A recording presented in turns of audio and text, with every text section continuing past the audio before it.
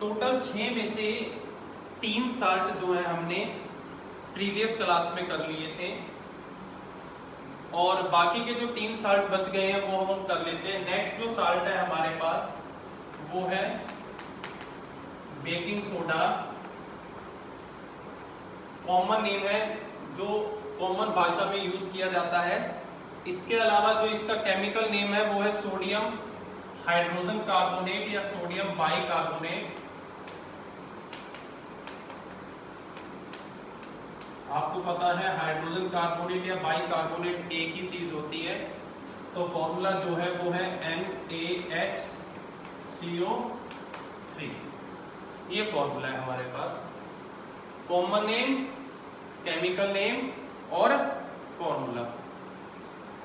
Baking soda बहुत common चीज है, किचन में बहुत यूज किया जाता है ये चीजों को बनाने के लिए, या जब ऐसा होता है कि गैदरिंग बहुत ज़्यादा होती है, 100, 200, 500 आदमियों का खाना बनाना होता है, तो जो कैटरर होते हैं, हलवाई जो होता है, वो दाल वगैरह सब्जी बनाने में बहुत ज़्यादा यूज़ करते हैं, क्योंकि चीज़ों को जल्दी से जो है वो गला देता है। जैसे दाल राजमा वगैरह भिगो के रखनी पड़ती हैं, तो ये बड़ी जल्दी उस चीज़ को काम कर देता है, बड़ी जल्दी उस चीज़ को क्या करता है, गला देता है। तो इसलिए हम बेकिंग सोडा का यूज़ करते हैं। बनता कैसे है वो चीज़ देख लीजिए। ये तब बनता है जब sodium chloride common salt react करता है अमोनिया के साथ in presence of water and CO2, तब ये बनता है। तो देख लीजिए, it is formed as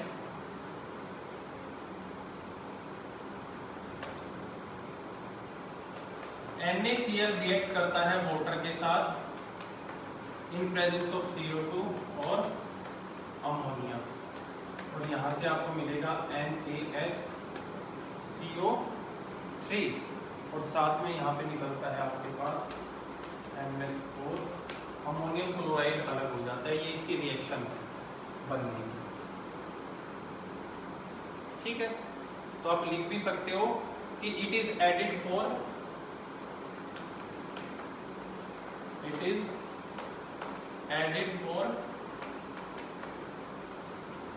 faster cooking. Faster cooking के लिए इसको हम ऐड करते हैं। और यूज क्या क्या है इसके, इस बनावट के अलावा बन गया, कुकिंग में यूज हो गया, इसके और भी बड़े सारे यूज हैं। एक यूज है इसका एंटा एसिड में। याद है आपको, जब एसिड को न्यूट्रलाइज करने के लिए हम डाइजेस्टिव सिस्टम में जो चीजें लेते हैं उसमें एक इंग्रेडिएंट क्या होता है, बेकिंग सोडा भी होता है। जैसे इनो आप लेते हो तो बताया था आपको, मिल्क ऑफ मैग्नीशिया यूज करते हैं, तो वो साल्ट जो होते हैं, बेसिक नेचर जो होता है वो ये भी उनमें से एक है। तो लिख लीजिए, it is the part of, या it is an ingredient of antacid. इसका इंग्रेडिएंट है ये एंटा एसिड का जो है एक पार्ट है, और कुकिंग में यूज किया जाता है, ये तो आप लिख ही चुके हो। इसके अलावा आग बुझाने के लिए जो फायर एक्सटिंग्विशर्स यूज किए जाते हैं उनमें भी क्या यूज किया जाता है, बेकिंग सोडा यूज किया जाता है। तो लिख लीजिए, it is also used in fire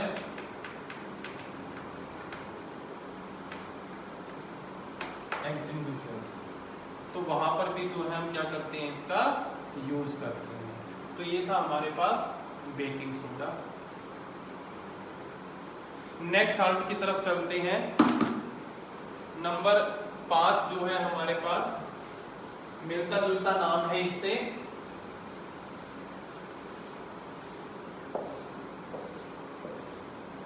वो है वॉशिंग सोडा।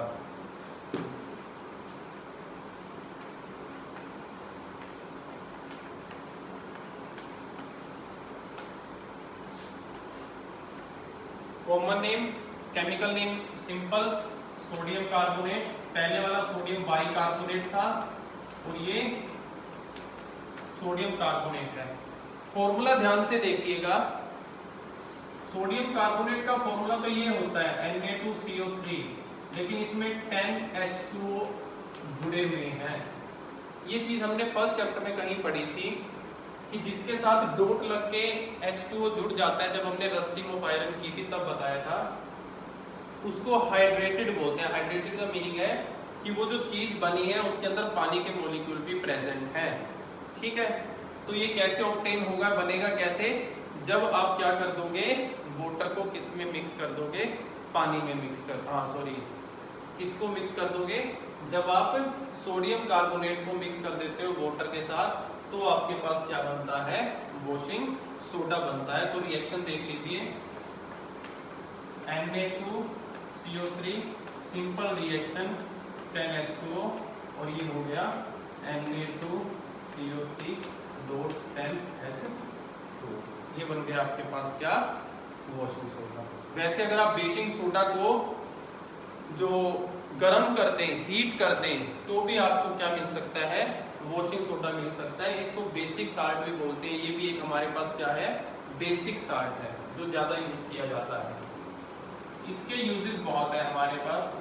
जैसे वॉशिंग सोडा को सबसे पहले जो ज्यादा यूज करते हैं ग्लास इंडस्ट्री में, पेपर इंडस्ट्री में, और उसके अलावा जो है सोप इंडस्ट्री में हम इसको यूज करते हैं। तो लिख लीजिए,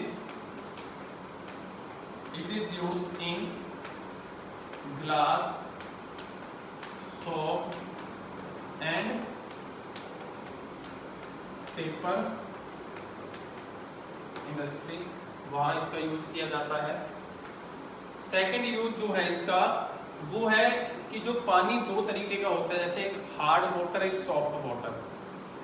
हार्ड वाटर बोलते हैं खारे पानी को, जिसमें अगर आप साबुन लगा के कपड़े धो रहे हो तो कपड़ों जो है वो पीलापन नहीं जाएगा, साफ नहीं होंगे, या पी लेते हो तो आपको जो है वो दस्त या उल्टी लगने के चांसेस होते हैं। लेकिन उस हार्ड वाटर की हार्डनेस को दूर किया जा सकता है किसकी हेल्प से, वॉशिंग सोडा की हेल्प से। तो हम लिखेंगे it remove the permanent hardness of water. ये वाटर की परमानेंट हार्डनेस को क्या करता है, रिमूव करता है। तीसरा जो सबसे ज्यादा डेली यूज होता है वो डिटर्जेंट में, जो घर में आप डिटर्जेंट पाउडर यूज करते हो कपड़े धोने में, ये उसी में यूज होता है सबसे ज्यादा। तो it is used as detergent in home, घरों में यूज किया जाता है। ठीक है, और लास्ट यूज है कि सोडियम कंपाउंड अगर बनाने हो तो हम किसके साथ, एक वो चीज और कहाँ पढ़ी थी, वो पढ़ी थी हमने कॉमन साल्ट में। तो उसके अलावा इसको भी यूज किया जाता है। It is also used in manufacturing of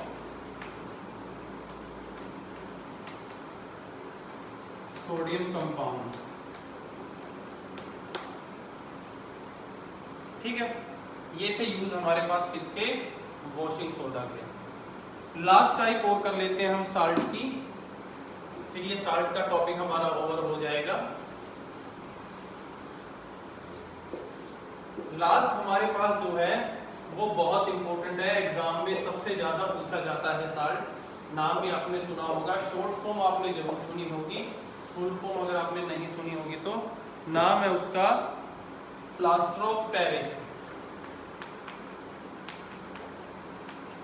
plaster of Paris, POP बोलते हैं इसको।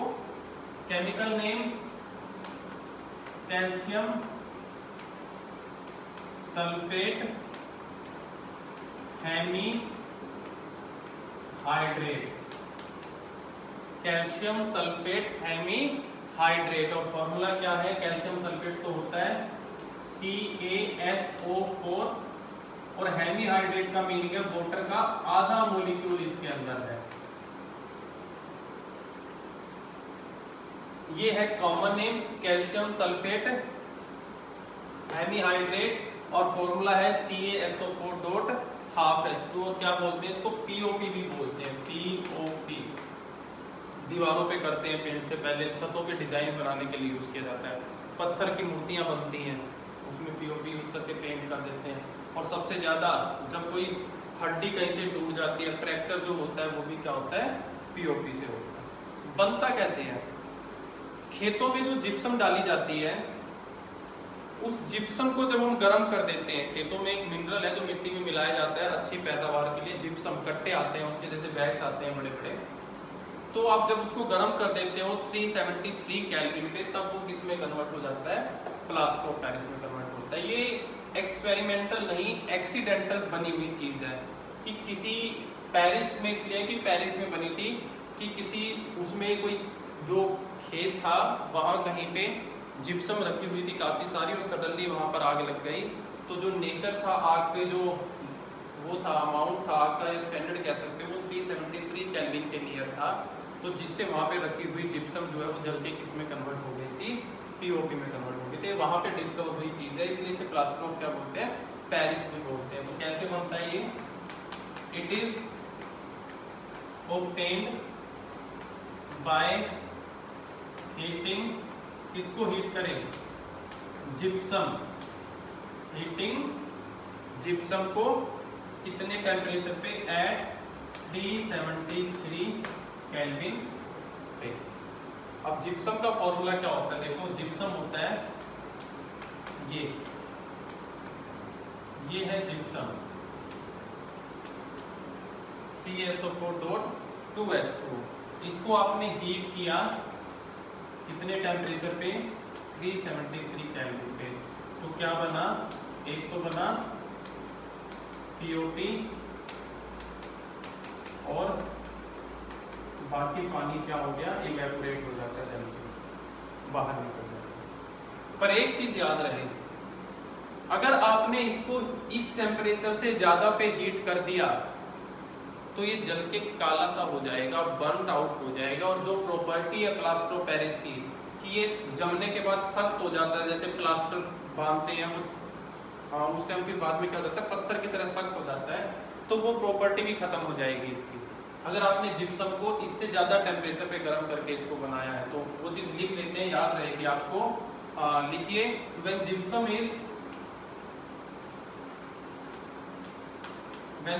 Is heated above than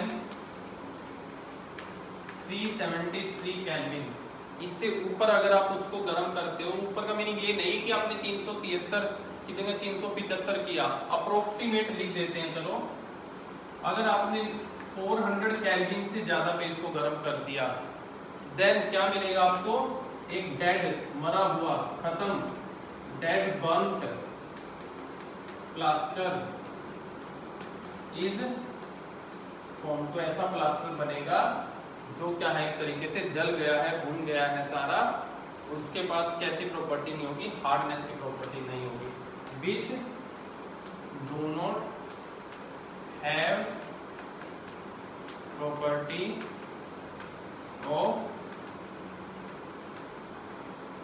hardness की प्रॉपर्टी उसके पास नहीं होगी।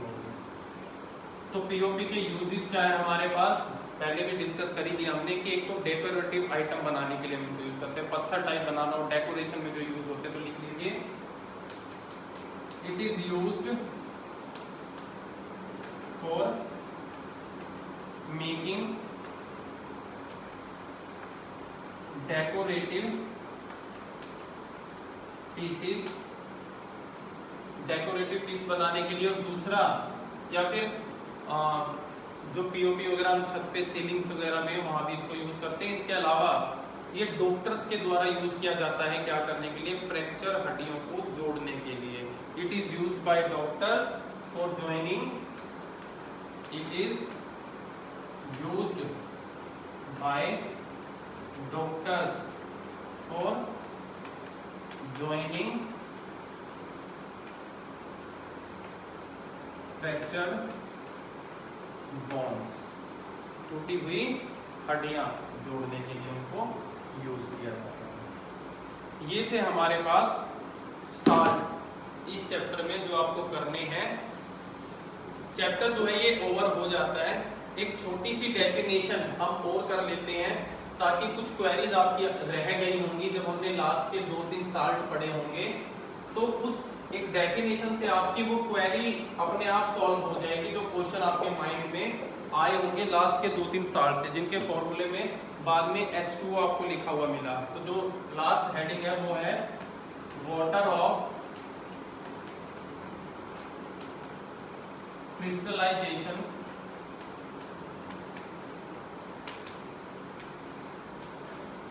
Water of crystallisation. देखिए कुछ साल्ट देखने में तो ड्राई होते हैं, सूखे होते हैं, पाउडर जैसे फॉर्म में होते हैं, लेकिन एक्चुअलिटी में उनके अंदर वाटर मॉलिक्यूल्स होते हैं।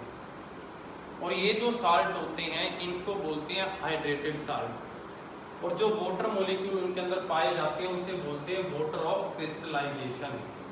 जैसे गांव में आप देखते हो या शहरों में भी है, जब शेव कराते हैं तो उसके बाद वो व्हाइट कलर का पत्थर होता है, फिटकरी जिसे आप बोलते हो, उसको रब करते हैं। दिखने में तो वो क्या है, पत्थर, लेकिन उसको थोड़ा सा आप रब करोगे तो आपको नमी फील होना शुरू हो जाती है। वो नमी कहाँ से आई, वो नमी जो है उसके अंदर ही थी। और एग्जांपल, डिटर्जेंट ले लेना, घर जाके सबके घर में डिटर्जेंट पाउडर है, थोड़ा सा पाउडर अपने हाथ में रखिए और दोनों हाथों से रब कर दीजिए। दिखने में तो डिटर्जेंट क्या था, पाउडर फॉर्म में था, जैसे ही रब करोगे हाथों में नमी हो जाएगी थोड़ी, ऐसा लगेगा जैसे चिपचिपा हो गया, पानी आ गया कहीं से हाथ में थोड़ा बहुत, तो पानी बाहर से नहीं आया, वो उसके अंदर ही था। तो ऐसे साल्ट जिनके अंदर वाटर पाया जाता है, वाटर के कंपाउंड्स होते हैं, सॉरी वाटर मॉलिक्यूल्स होते हैं, उस वाटर को तो बोलते हैं वाटर ऑफ क्रिस्टलाइजेशन। और ऐसे साल्ट को हम क्या बोलते हैं, हाइड्रेटेड साल्ट। क्या डेफिनेशन होगी, crystal of some compound, crystals of some compounds are seems to be dry,